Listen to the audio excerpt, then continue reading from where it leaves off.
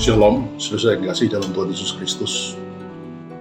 Dalam suratnya kepada muridnya Timotius, Rasul Paulus menuliskan, bertandinglah dalam pertandingan iman yang benar, dan rebutlah hidup yang kekal. Mungkin sudah bertanya, Pak, kan kita sudah menerima Yesus sebagai Tuhan Juru Selamat di dalam hati kita, dalam hidup kita sudah lahir baru. Kita kan sudah selamat, Pak. Nama kita sudah tertulis dalam kitab kehidupan di surga. Itu benar, saudara.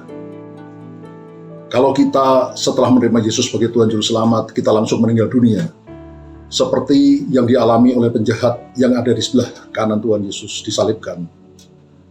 Di atas kayu salib dia berkata, Yesus, ingatlah akan aku bila engkau datang sebagai Raja. Dan Tuhan Yesus menjawab, aku berkata kepadamu, sesungguhnya hari ini juga engkau akan bersama dengan aku di dalam Firdaus. Artinya penjahat itu selamat, tapi dia tidak menerima upah apa-apa.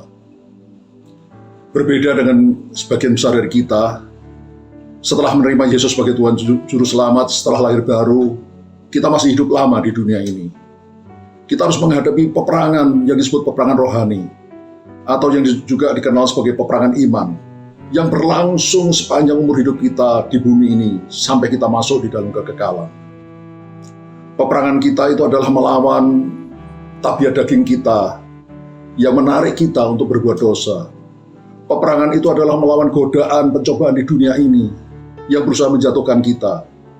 Peperangan itu adalah melawan iblis dan anak buahnya yang berusaha menghancurkan, menggagalkan pengiringan kita kepada Tuhan. Dan karena ini peperangan rohani, maka senjatanya juga senjata-senjata rohani.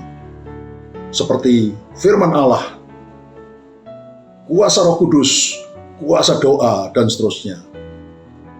Saudara, dalam peperangan rohani ini kita harus keluar sebagai pemenang, sehingga kita akan berakhir dalam kerajaan surga yang kekal mulia selama-lamanya.